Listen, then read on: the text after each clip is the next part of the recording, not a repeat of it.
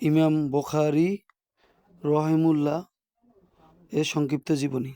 জন্ম: শ্রেষ্ঠ মুহাদ্দিস ইমাম বুখারী হিজরির ১৯৪তে ২৩শে শাওয়াল জুমার নামাজের পর জন্মগ্রহণ করেন। তার পূর্ণ নাম হল আবু আবদুল্লাহ মুহাম্মদ বিন ইসমাইল বিন ইব্রাহিম ইবনে মুগিরা ইবনে বারদিজাজ বাহা আল বুখারী আল জুফি। বাল্যজীবন: অতি অল্প বয়সে তার দৃষ্টি শক্তি হারিয়ে গিয়েছিল। এতে তার মাতা অত্যন্ত বিচলিত হয়ে পড়লেন এবং আল্লাহর কাছে দোয়া করেন। ফলে আল্লাহ তাআলা দোয়া কবুল করেন।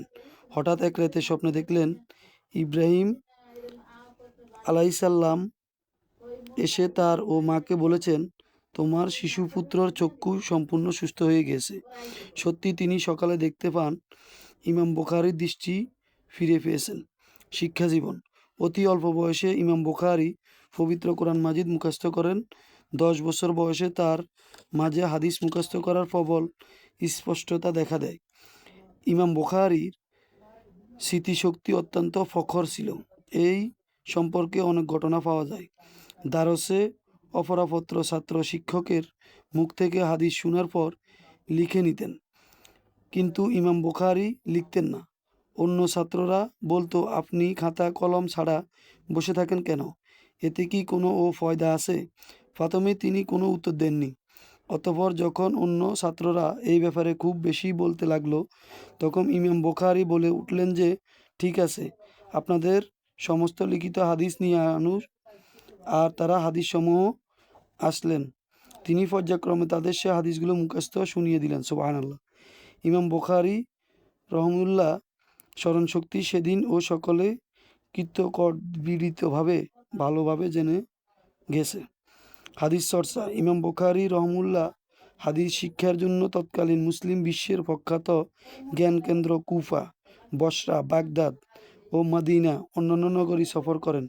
তিনি ইসলামের বিভিন্ন বিষয়ের উপর অনেক মূল্যবান গ্রন্থ রচনা করেন। হাদিস শাস্ত্রে তার শ্রেষ্ঠ গ্রন্থ হইল সাহুল বুখারী। পূর্ণ নাম হইল ইমাম বুখারী ও হাদিসের হাফিজ ছিলেন না, বরং তিনি ফকিহ এবং মুজতাহিদদের সাথে হাদিসের ত্রুটি বর্ণনা ক্ষেত্র এক মর্যাদাদায়ক স্থানে অধিষ্ঠিত ছিলেন এবং রিজাল শাস্ত্রে তার ইমাম হিসেবে স্বীকৃতি দেওয়া হয়েছিল। প্রখ্যাত মুহাদ্দিস ইমাম তিরমিজি বলেন, ইরাক ও খোরাসানে হাদিসের ত্রুটি বর্ণনা ইতিহাসের সম্পর্কে জ্ঞান, হাদিসের সনদ সম্পর্কে পরিচিত ব্যক্তি মুহাম্মদ বিন ইসমাইলের মতো আমি কাউকে দেখিনি। অনুরূপ আবু মুসআব তার সম্পর্কে বলেন, আমাদের নিকট মুহাম্মদ ইসমাইল ও দ্বীনের ব্যাপারে সূক্ষ্ম জ্ঞানের অধিকারী উল্লেখযোগ্য ফকিহ ছিলেন। ইমাম আহমদ বিন হাম্বল সেও এবং হাদিস সংকলনের নিয়ম: ইমাম বুখারী হাদিস সংকলনের পূর্বে গোসল করতেন, 2 রাকাত সালাত আদায় করতেন এবং ইস্তেখারা করার পর একটি হাদিস লিপিবদ্ধ করতেন।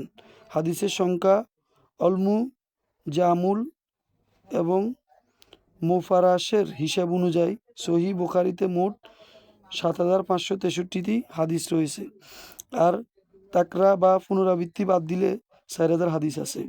এতে মোট ৯৮টি কিতাব ও অধ্যায় রয়েছে। ৬ লক্ষ হাদিস হইতে যাচাই বাছাই করে দীর্ঘ ১৬ বছর ধরে অক্লান্ত পরিশ্রমে তার মাধ্যমে গ্রন্থখানি সংরক্ষণ করেন। সকল মুহাদ্দিস সর্বসম্মত ও সমস্ত হাদিস গ্রন্থের মধ্যে হইতে এর মর্যাদা ঊর্ধ্বে এবং কোরআন মাজিদের পর সর্বাপেক্ষা বিশুদ্ধ হাদিস গ্রন্থ বলা হয় সহিহ বুখারীকে। কিতাবুল তথা কোরআনের পর আসমানের নিচে সবচেয়ে বিশুদ্ধ গ্রন্থ হচ্ছে সহিহ বুখারী। বুখারী স্বীয় কিতাব এবং সহিহ বুখারী সংকলনের ব্যাপারে 2টি শর্ত আরোপ করেছেন। 1. বর্ণনাকারী ন্যায়পরায়ণ নির্ভরযোগ্য হওয়া। 2. ওস্তাদ ছাত্রের মাঝে সাক্ষাৎ প্রমাণিত হওয়া। সহিহ বুখারী সংরক্ষণের বিধি কারণ: তার মধ্যে বিশেষভাবে উল্লেখযোগ্য 3টি কারণ আছে।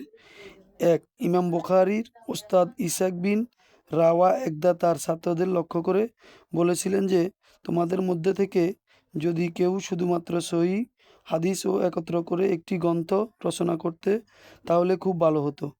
এক্ষেত্রে তার মাঝে এই গ্রন্থ রচনার প্রেরণা জাগে। 2. কেউ কেউ বলেন ইমাম বুখারী একবার স্বপ্নে দেখলেন রাসূল সাল্লাল্লাহু আলাইহি সাল্লাম সহিহ হাদিসগুলো জয়ীফ হাদিসের সাথে আলাদা করা হবে। অতঃপর থেকে ইমাম বুখারী গ্রন্থ রচনা মনোনিবেশ করেন। দীর্ঘ ১৬ বছর তা ও মনোবাসনা পূর্ণ করেন। ৩. সহিহ বুখারী সংরক্ষণের পূর্বে জয়ীফ হাদিসগুলো আলাদা করে কোনো গ্রন্থ রচিত হয়নি। হাদিসের গ্রন্থগুলো উভয় প্রকারে হাদিস লিপিবদ্ধ ছিল। তাই মুসলিম সমাজের কেবল সহিহ হাদিস সম্বলিত গ্রন্থ বিশেষ প্রয়োজন দেখা দেয়। এই প্রয়োজনীয়তা উপলব্ধি করে তিনি এই গ্রন্থখানি রচনা করেন। ইমাম বুখারীর ওস্তাদের সংখ্যা। ইমাম বুখারী ওস্তাদের সংখ্যা সহস্রাধিক। তার প্রসিদ্ধ কয়েকজন ওস্তাদের নাম উল্লেখ করা হইল। ১. মাক্কি ইবনে ইব্রাহিম, ইব্রাহিম ইবনে মনজির, মুহাম্মদ বিন ইউসুফ আল হুমায়িদি, ইমাদ বিন আবি আয়াশ, আহমদ বিন হাম্বল, আলী ইবনে মাদানী। ইমাম বুখারী রহমতুল্লাহ ছাত্র সংখ্যা।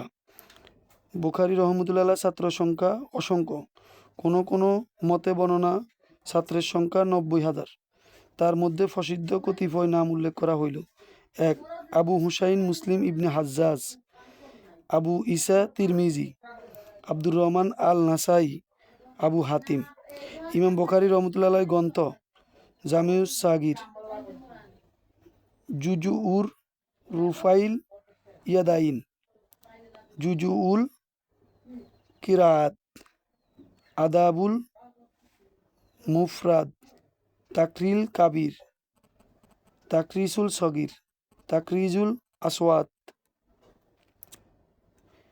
বিরারুল ওয়ালেদাইন, কিতাবুল ইলান, কিতাবুল জুয়াফা। তিরোধান।